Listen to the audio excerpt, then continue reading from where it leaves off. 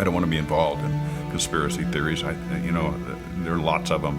They can go on. We can speculate on that forever. What we really need to know is how those buildings came down.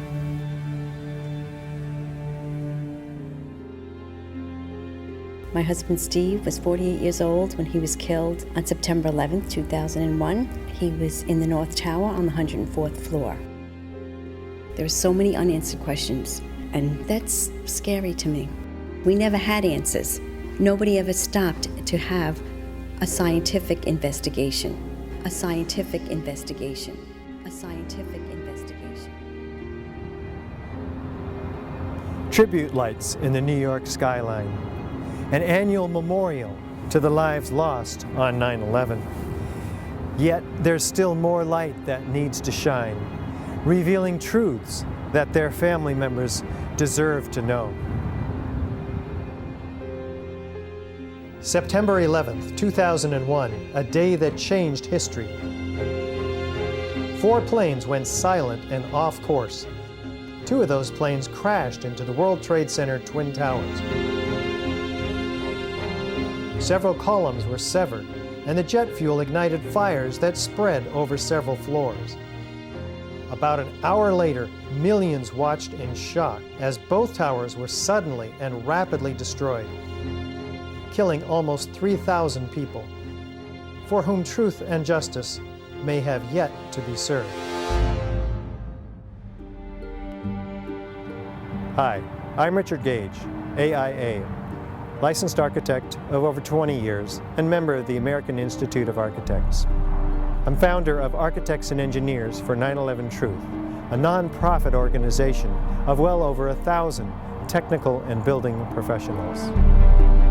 According to official government reports, the fires weakened the structural steel framing of both twin towers, leading to sudden, progressive, and total collapses. Unknown to most people, a third steel frame high-rise, World Trade Center 7, was also destroyed. Critical questions have been raised by more than 1,500 architects and engineers about the official explanations for the destruction of all 3 of these buildings. Along with more than 10,000 other concerned individuals, these professionals, collectively comprising more than 25,000 years of experience, have signed our petition. They're calling for a new investigation into the destruction of these 3 World Trade Center high-rises. This call is based on evidence that reveals a very different destruction scenario than reported by government engineers. As coherent sets of scientific facts are brought into focus by the experts, the data, and the witnesses in this film, you'll come to a much greater understanding of the events of 9/11 and will be in a position to draw your own informed conclusions.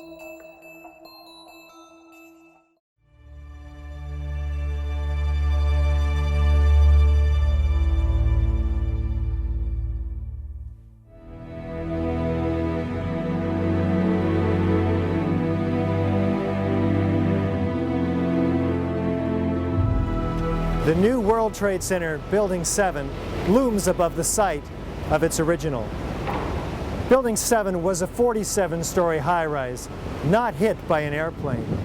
Yet, it was the 3rd modern steel-frame skyscraper to collapse rapidly and symmetrically on 9/11. It was a football field away from the North Tower and sustained minor damage from falling debris. Building 7's precipitous collapse was blamed on normal office fires. I'm Steve Barish, founder and president of Barish Architects and Associates, Inc., a 33-year-old architecture, planning, and engineering firm. One of the things that really interested me is how quickly the Tower 7 fell. It fell within 7 seconds approximately from top to bottom.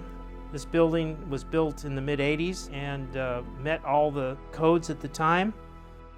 From about 1965 until about 1985, most of my experience has been in high-rise, multi-story steel buildings. Nist would have us to believe that these were was a typical office fire, scattered office fires, if you will, that brought this building down. Since the mid-60s, I've tried to follow high-rise fires because they're something we worry a lot about as we design these buildings. And I'm not aware of any high-rise building that have come down as a result of fires. The coup de grace for me was when I found out that Building 7 had collapsed later that day, and when I saw Building 7 come down. To me, the fact that it looks like a perfect controlled demolition of an intact building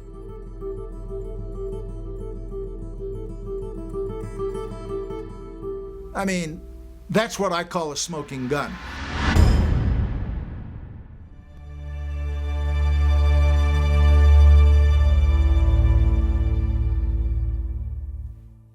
Was the structural steel from World Trade Center 7 preserved, documented, analyzed according to standard procedures for investigating engineering failures? 400 truckloads per day of material were taken away from the World Trade Center site and sent to China for recycling. There were laws violated in the destruction of that evidence. And for the American Society of Civil Engineers to ignore those events is extremely disturbing and is a violation, in my opinion, of their professional code of ethics. It was contrary to the way all investigations are done. If an airplane crashes, they seal off the entire area, nobody touches anything, they move it to a secure location, and they reconstruct an aircraft. Normally, when you have a structural failure, you carefully go through the debris field, looking at each item, photographing every beam as it collapsed and every column where it is in the ground, and you pick them up very carefully and you look at each element. We were unable to do that in the case of Tower 7. You can't do science when you are deprived of the evidence and when your hypothesis is the least valid instead of the most likely. When the most likely hypothesis in the case of Building 7 wasn't even mentioned. This is not science. It's trying to prove preconceived ideas.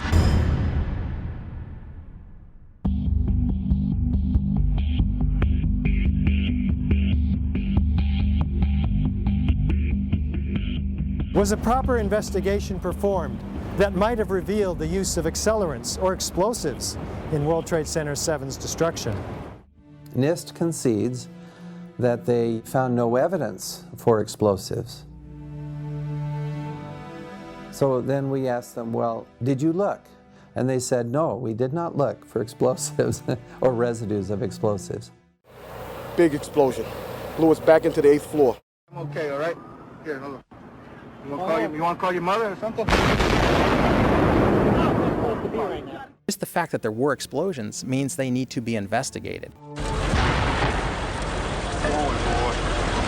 Keep your eye on that building. It'll be coming down. The building is about to blow up. Moving back. We are looking back.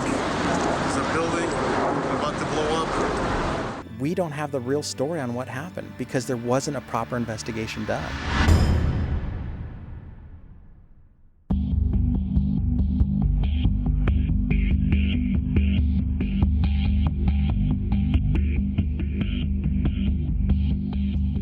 World Trade Center 7 collapsed because of fires fueled by office furnishings. It did not collapse from explosives or from fuel oil fires. As reported by the New York Times, engineers were baffled by the collapse of Building 7.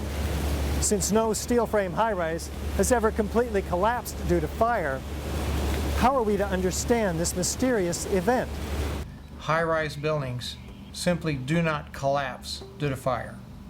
There has never been until 9/11 an experience where a high-rise building that was steel frame completely collapsed. There have been fires burned longer in similar structures without any collapse. This claims the fires were very large, very hot, and long-lasting, when in reality, observation, which has been researched by many people, shows these fires did not last very long. They were not in the locations where Nist claims they were at given times. I'm a fellow of the American Institute of Architects. For the 40-plus years that I've been practicing architecture, I've designed a variety of buildings from small houses to high-rise office buildings. Some of the high-rises that I've worked on are 1 shell and 2 shell here in Houston. I was project manager for a 22-story office building in Akron, Ohio. Later in the day, when World Trade Center 7 collapsed, they had already showed us pictures of a few fires in that building, and I mean, they weren't even raging. And how could that cause a building to collapse as if it were imploded? Couldn't happen.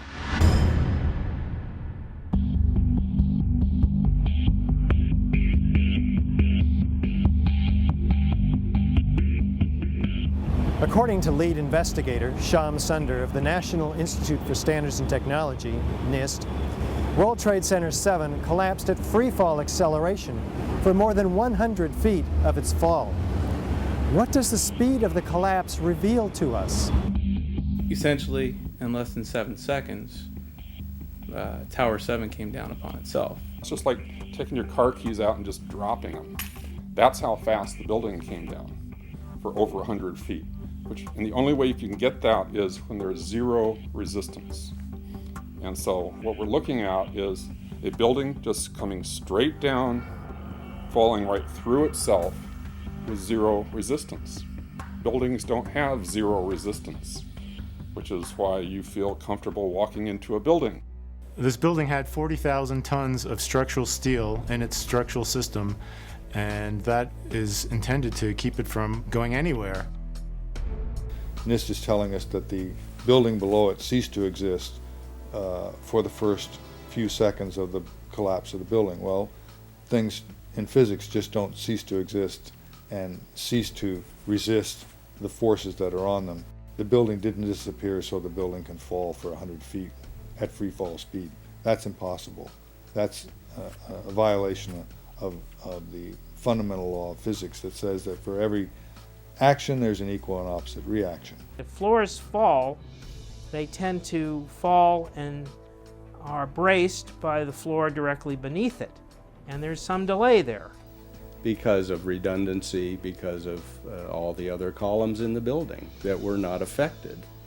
Even if a floor were to collapse, it still wouldn't be able to collapse all of the connections simultaneously at the rate that it did without secondary explosions.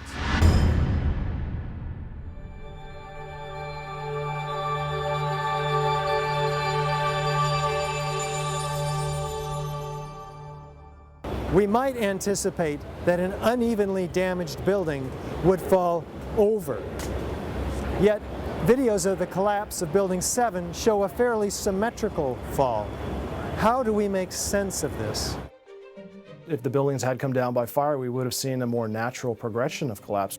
And clearly a more asymmetrical pattern should have been present.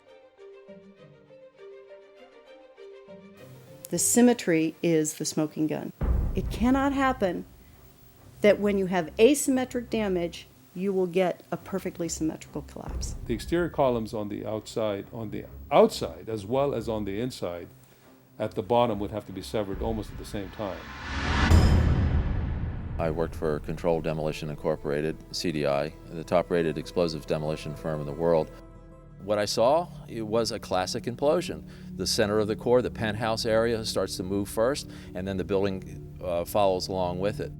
That's another indicator that this Nist report is very suspect. When it's all finished, the outside walls are piled one on top of the other right in the middle of the building.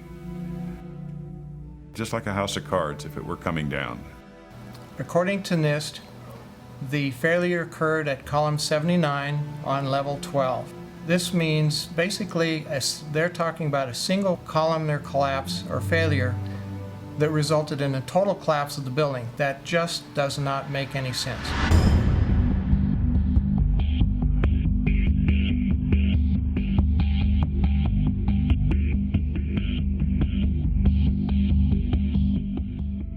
The explanations from FEMA and from Nist don't add up. But there is enormous circumstantial evidence, circumstantial and actually physical evidence as well, that would lead us to a different conclusion. And the conclusion is controlled demolition. Dit is controlled demolition. Zeker weten. Zeker weten. Er is nagesprongen. Dit is in opdracht gebeurd. Dit heeft een team gedaan van experts. Building 7 to me is really what gives it away, because that's a classic case of controlled demolition.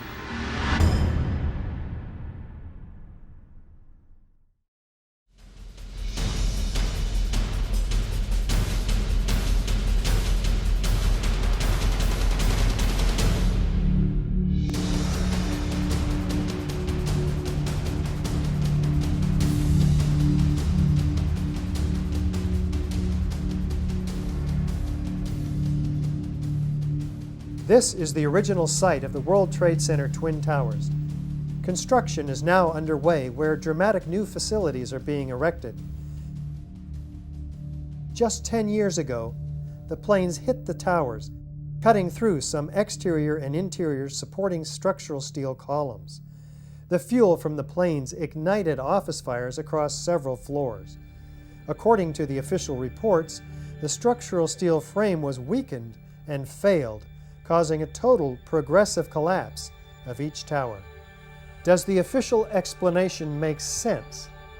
Was there a comprehensive investigation that examined all of the evidence? I walked into the office and the first words that I heard was, "A plane's just run into the World Trade Center."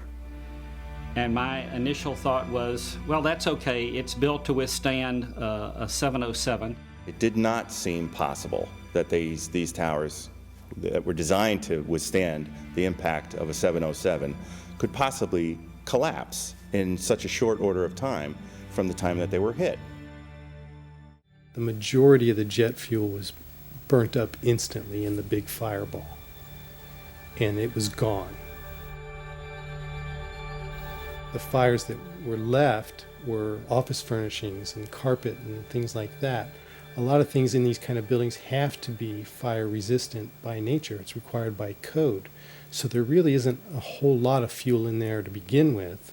The media portrayed these fires as being extremely hot, but the fires were not that hot in World Trade Center 1 and 2. If you look at the Nist zone data, you could see this. And to use our own powers of observation, you could tell by seeing these fires and seeing black smoke come out the windows. That means that the fires were oxygen starved, and it was incomplete combustion. And so it was a low temperature fire. The heat from the fire supposedly softened the steel and thereby brought the buildings down. If you have a flame at 750 degrees, you can hold that flame under a steel beam forever, and you'll never reach a high enough temperature to bend steel, let alone melt it. So immediately I knew at that point that the official explanation was dead wrong.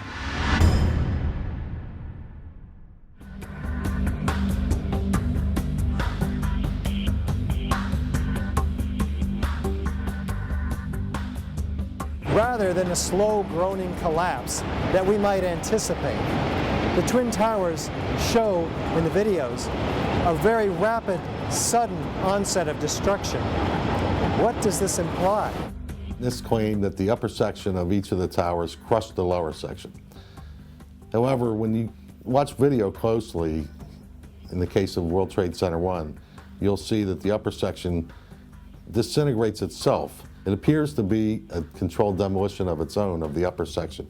The top section, pushing on the bottom section, it's going to meet equal forces as it goes. Both sections are going to be demolished at the same rate. So by the time you've crushed up 15 stories below it, the top 15 stories are also going to be crushed. And so there's nothing left now to crush the rest of the building. You're looking for a jolt. That this thing, if it actually comes down and hits, you should be able to see the point at which they actually impact, because it would actually slow down the motion of the falling block.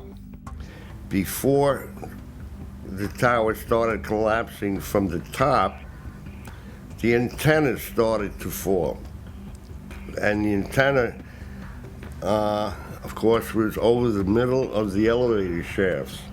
I'm very familiar with the interior structure that surrounded the elevator shafts and the accessibility which the elevator companies had 24/7. It wouldn't be a problem once you gained access to the elevator shafts. Then a team of loading experts would have access to all the core columns and beams. The rest could be accomplished at that point by just the right kind of explosives for the job at hand. The only way that I can see that the towers could have collapsed is that the interior columns were compromised.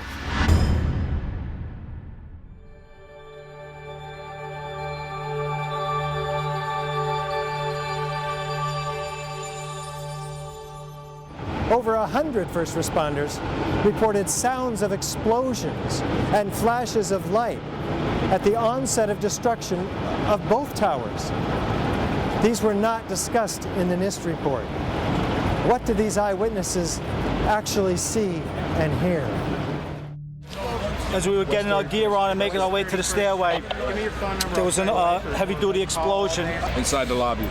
We stuck on the stairs for a while. We finally got down to the lobby. Then we get to the lobby, it was this big explosion. There were numerous secondary explosions taking place in that building. There were continuous explosions. Floor by floor, it started popping out. It was if they had detonated. If they were planned to take down a building. Boom, boom, boom, boom, boom, boom, boom. And it just started going pop. It just started going boom, boom, boom, boom, boom. And he goes, how fast? I go like firecrackers. They're reporting exactly what I would expect. You're hearing boom, boom, boom, boom, boom, waves of explosions going off. Not one massive big boom. There's so many videos of witnesses from that day that report explosions. There's radio transmissions from the FDNY. We have the transcripts that were recorded, back in 2001 of all these firefighters and first responders reporting explosions. This testimony should have caused the presumption that there was a good chance explosive residue would be found and justified testing for it, rather than the opposite. It doesn't look like a collapse. It's like a huge mushrooming, billowing kind of an event. That whole thing looks nothing like a building falling down. It's a building being blown up. That's what the physics shows. Yet they refuse to consider the possibility that explosives or some other form of demolition device could have been used to cause the collapses of the towers. And the fact that controlled demolition is consistent with all the available technical evidence. And the response to that request for correction is Nist simply saying they're unable to provide a full explanation for the total collapse, even though that was their task given to them by Congress.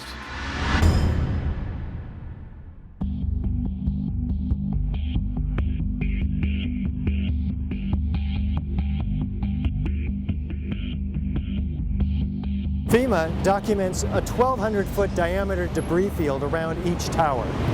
Videos show multi-ton steel sections of hundreds of individual steel pieces ejecting out of the towers at 60 miles an hour for a distance of 600 feet. They also show clouds of debris pulverized in mid-air and isolated explosive ejections as many as 60 stories below the so-called crush zone. Videos also show the near total destruction of both towers. What does all this tell us about the forces and energies involved in the destruction? Large, multi-ton beams were hurled hundreds of yards laterally. Gravity works vertically, not laterally.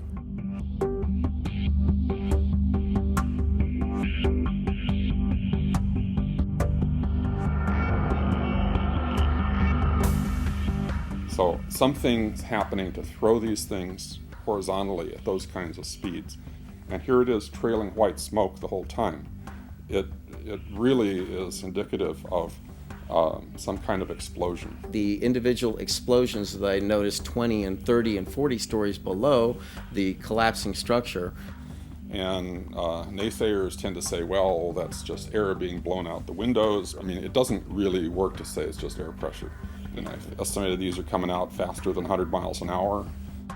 As an architect, I would expect to see larger portions of the building floors, the decking, the steel decking, the concrete topping, much larger remnants of what the structural components of this building was. What happened to the concrete? The concrete was pulverized, and I was down here Tuesday, and it was like you were on a foreign planet. All of Lower Manhattan, not just this site, from river to river, there was dust, powder, 2-3 inches thick. The concrete was just pulverized.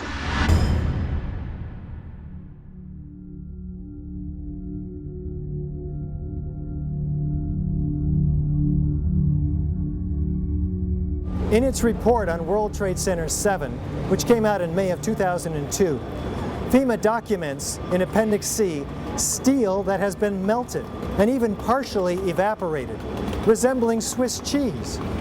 What are we to make of this? I'd like to know why Nist excluded the evidence of melting steel. Why is this not included? Why is this forensic evidence not being included in the report?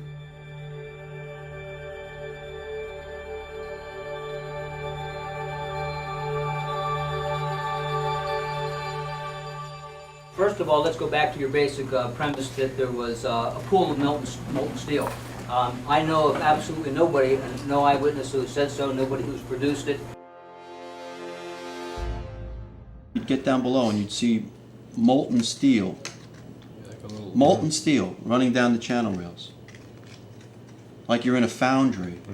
Yeah, like lava. Like it was like lava lava from a volcano. Actually melted beams where it was molten steel that was being dug out.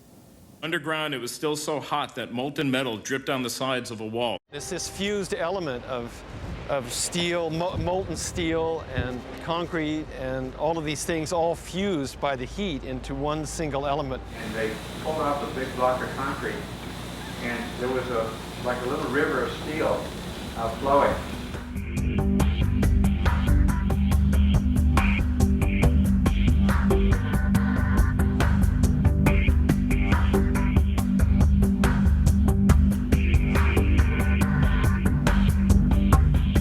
Many witnesses, firemen and lots of people described the flowing molten metal, iron or steel, at extremely hot temperatures. And John Gross categorically denied their observations, so that because their observations don't fit his preconceived notion, he not only ignored evidence, he denied evidence.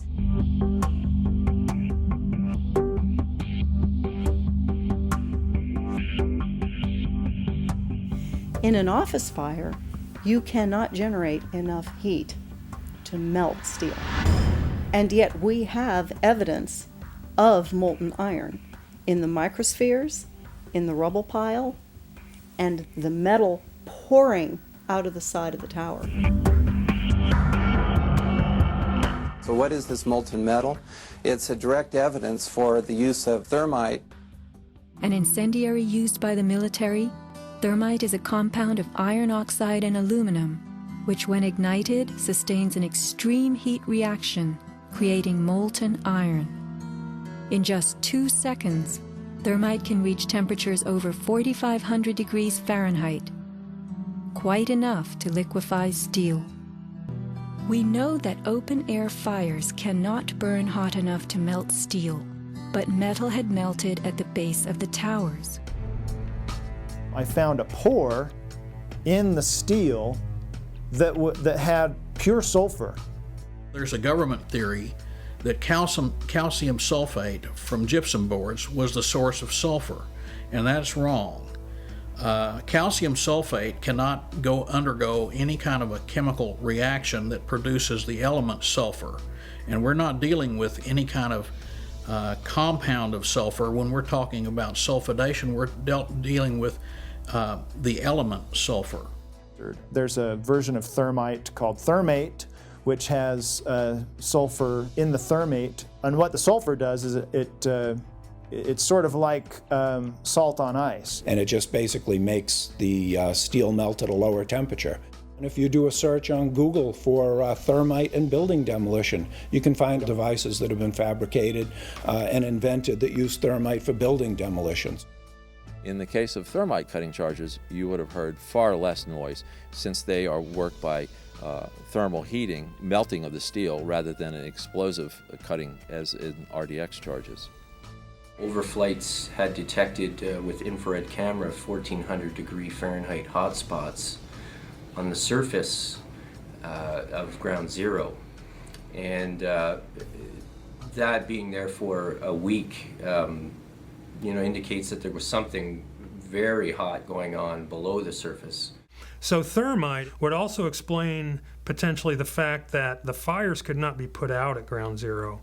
The fires lasted for quite a while, but most importantly, they were deep within the pile, where people would expect that the environment was oxygen starved.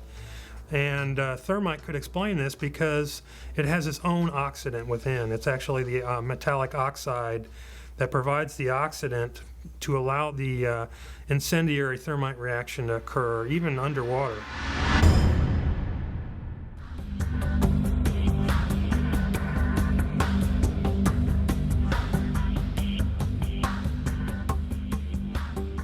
As much as 6% of the World Trade Center dust consisted of tiny, previously molten iron spheres.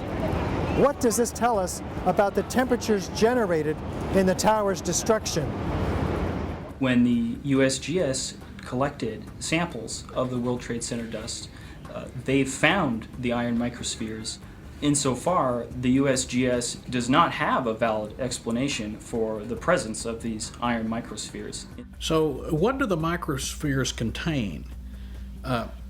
Iron is the main element, and then it has smaller portions of aluminum, sulfur, a trace of manganese. Most of them are less than about 1/10 of an inch in diameter, and they're spherical.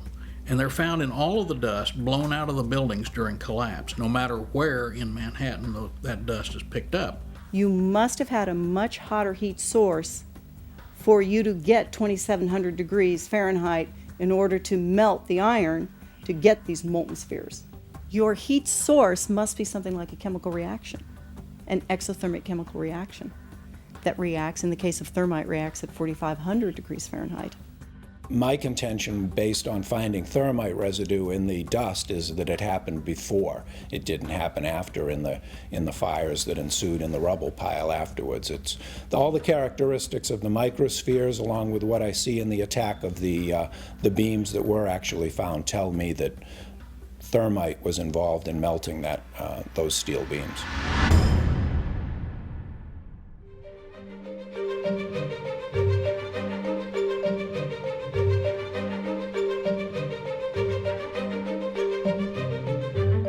Out of the ashes of the World Trade Center devastation rises the Freedom Tower, whose foundation, however, is shrouded in question.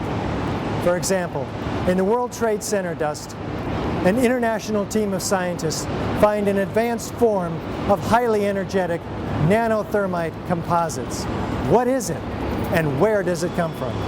In the dust, we found what we characterize as unreacted thermitic material in the shape of some very tiny red-gray chips. And in the reaction they produce molten iron, which is the prime indication of a thermitic reaction. And such a reaction can be used to destroy steel structures. What we have found is a modern version of thermite, which we call nanothermite, which is produced in a different way. It is not just two powders being mixed. The material is actually built from the atom scale up. We call it the bottom-up procedure, which is what you do in nanotechnology. The ingredients are much smaller, which means they're reacting faster and they are more easily ignited. The primary elements in the red material are aluminum, iron oxide, as well as silicon and carbon. The iron oxide appears in faceted grains, approximately 100 nanometers across. The aluminum appears in thin platelets, about 40 nanometers thick. This is discussed in our paper in the Open Chemical Physics Journal, published in April of 2009. But so far, none of these papers have been refuted in the literature, the scientific literature. So that means they are unchallenged in the scientific sense. They stand as an indictment, really, of the official story of 9/11. We also took paint that came off of the WTC steel and looked at that in the SEM and did a compositional analysis of that and found that it was not similar to the red-gray chip or the red layer of the red-gray chips. This cannot be paint. Paint does not have these exotic properties. It's impossible. This is material that is of military use that really shouldn't be there.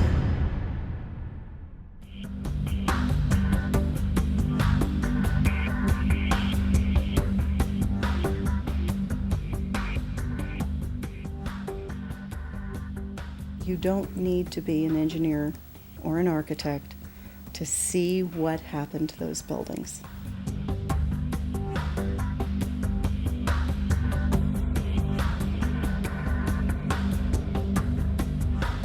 Any honest investigator would be looking at this and looking for explosives and so forth. The Nist investigation didn't go there. They just would not look for explosives. This has been the work of independent researchers, not Nist. So the preconceived notion of Nist is that there's no evidence for explosives, and so there's no point in looking. That is the most unscientific thing that you can possibly think of, not to look because you don't expect to find evidence, and in fact the evidence is overwhelming that these red-gray crystals are very high-temperature incendiaries. They state these conclusions for which there's virtually no evidence, and then they ignore conclusions that can be drawn from the evidence.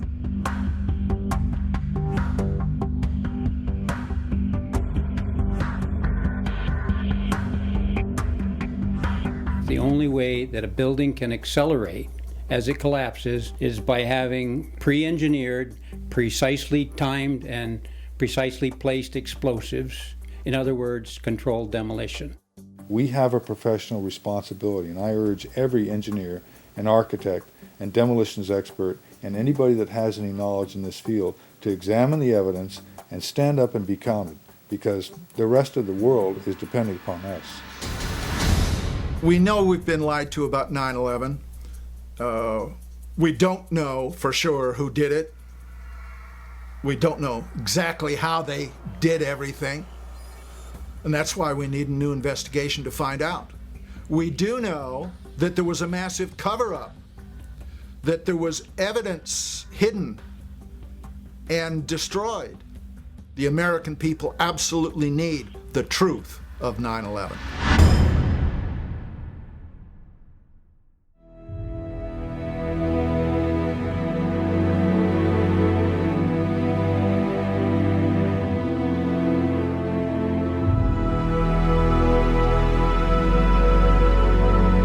Some kind of consciousness raising on my part before I was willing to look at the possibilities. And really, you need to go where the evidence leads. Let's look at it objectively. Let's look at the evidence, not these fabricated computer models and hearsay and all these predetermined conclusions. Let's really open it up again and investigate this thing properly, and then come to conclusions. I strongly support an independent investigation that would be independent of the government, independent of all of the influences that obviously were in effect during the Nist investigation. What happened on 9/11 is not something that is just going to go away. This is very pertinent to us today. I wish to further the investigation, and I want to make a difference because I want this to be a safe and better place for my children. Signed the petition on the Architect and Engineers 9/11 Truth website, mainly because I wanted to stand behind the families that lost people on 9/11. The 9/11 Truth movement was started by the families that lost loved ones on that day. And they were all out there alone, screaming for help. And our own country was ignoring them and ignoring their needs and not taking care of them the way we should have after that happened.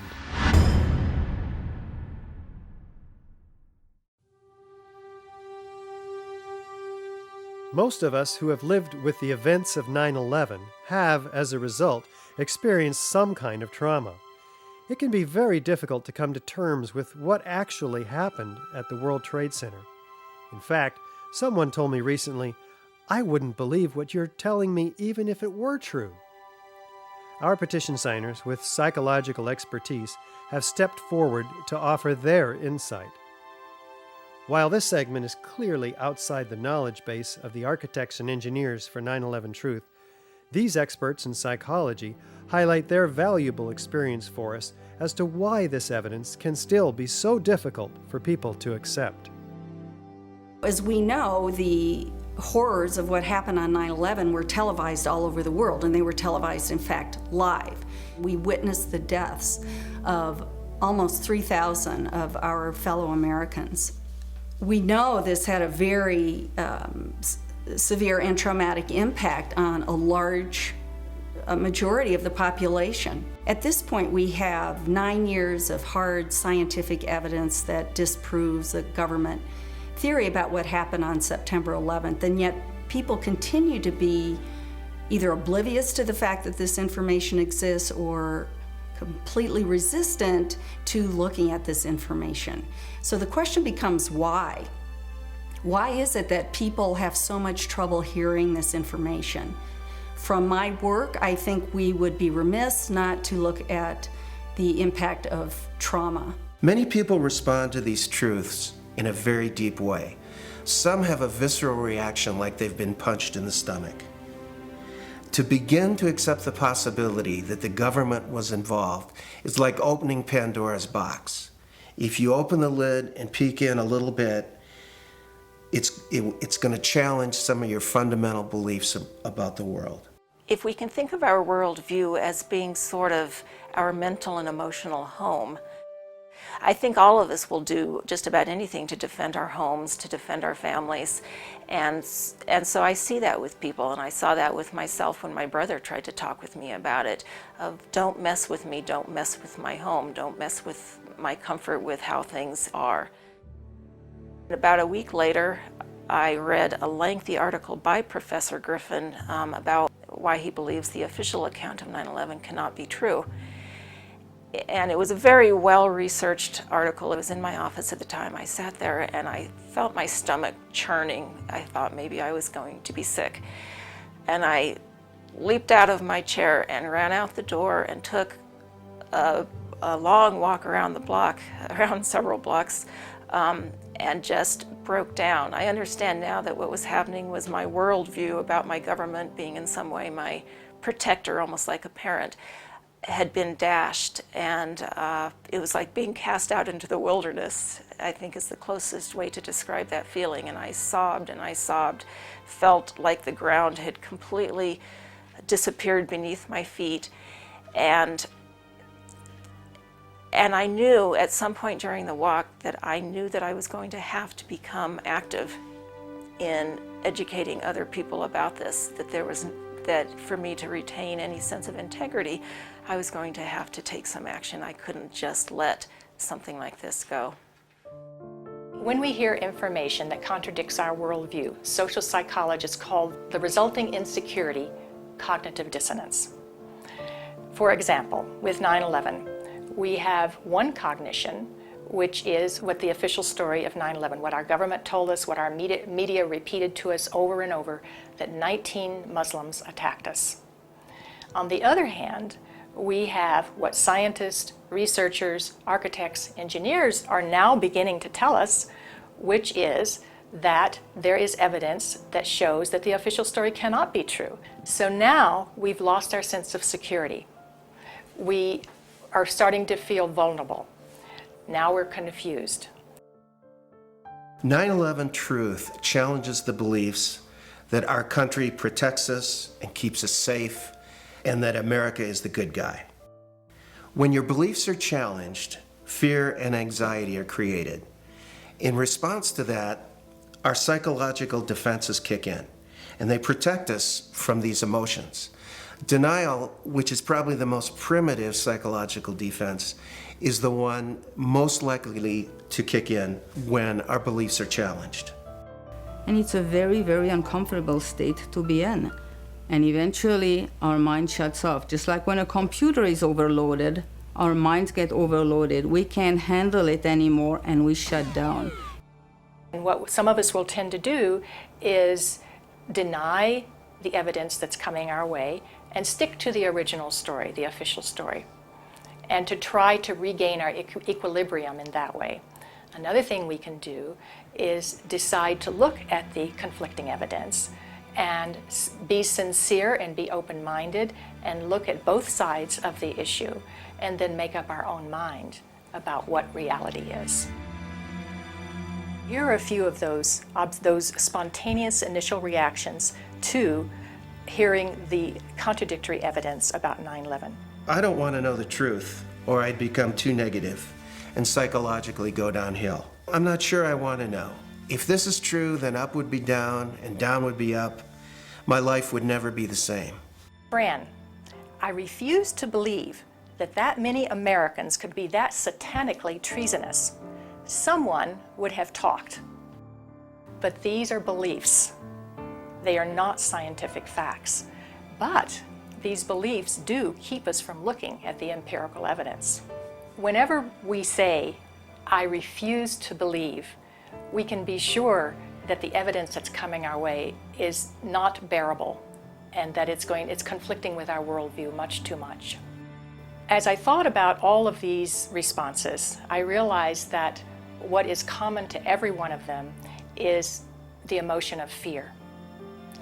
People are afraid of being ostracized, they're afraid of being alienated, they're afraid of being shunned, they're afraid of their lives being inconvenienced, they'd have to change their lives, they're afraid of being confused, they're afraid of psychological deterioration, they're afraid of feeling helpless and vulnerable. And they're afraid that they won't be able to handle the feelings that are coming up. None of us want to feel helpless and vulnerable. Healing comes through facing the truth, experiencing it, allowing the feelings to come in, so that if there are feelings of fear that perhaps these events were caused by something that we haven't thought about yet, dark elements within our society, for example, we'll let that come in and explore it. Let the light shine on whatever happened. This will be the most healing process. After World War II, part of the way that Jewish people honored the dead was by making sure that the truth was known and that the value of these people was respected. Not pursuing the truth about 9/11 disrespects the value of the life of the people that died. Thinking that we're above such things, that it could happen in other countries, but it couldn't happen here, that's a lack of humility, and that's excessive pride. And so not being able to see our dark side or our weaknesses is the most dangerous thing. A feature of American history that makes us particularly liable to this pride is this notion that's called exceptionalism, that America is the exceptional nation. And that began from the beginning. As this country was formed, the people would say, well, there was so much evil in the European countries, so much cheating, so much lying, so much using the people for the ruler's purposes, but not in America. We have leaders that are free from those sins. So I think this has made 9/11 particularly difficult for Americans. So we need to understand that questioning is patriotic. Questioning is what we're supposed to do as citizens. That's our duty. When something like 9/11 happens, we need to be sure that we have a real investigation into who the perpetrators are, and then we need to be sure that those perpetrators are held legally accountable. It's part of the healing process on the individual level as on the collective level. We need the truth in order to heal.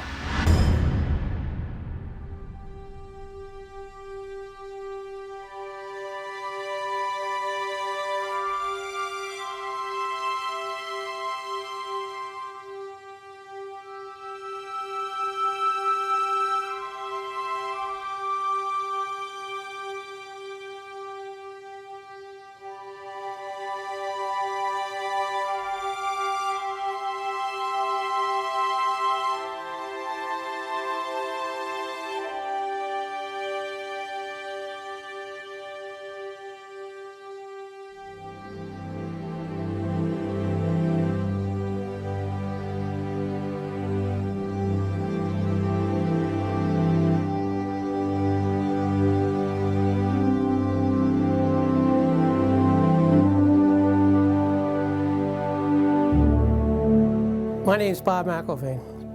I'm from right outside the Philadelphia area, and I'm the father of Bobby McIlvaine, who was killed in the lobby of the North Tower on September 11th, 2001. Bobby was one of the first 10 bodies found. We took him home that week. We were one of the few. I finally found the doctor who examined him.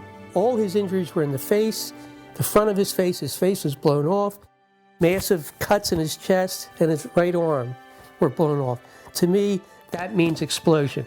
What happened on September 11th was the tragedy where Neil was on Flight 175 and it crashed into the second tower. And I can't imagine what happened to him. My brother was my best friend. David has always been a firefighter. My brother went in to save people's lives.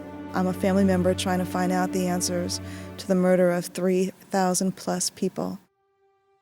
I'm Jane Policino. My husband Steve was 48 years old when he was killed on September 11th.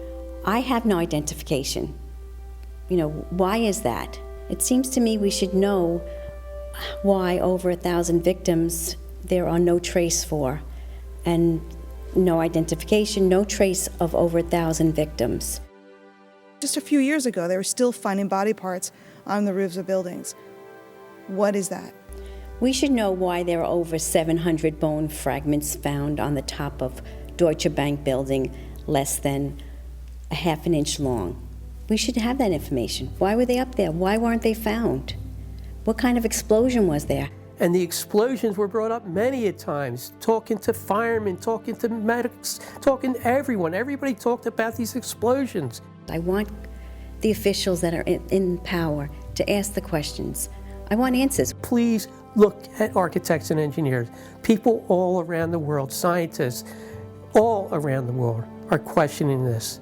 When you bring science into the equation, that's so important because you can't argue against science.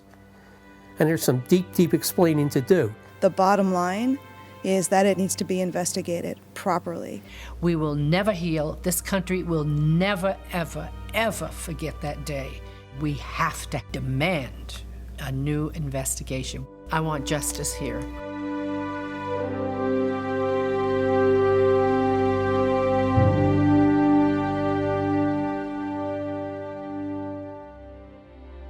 The forensic evidence that you've seen is very real.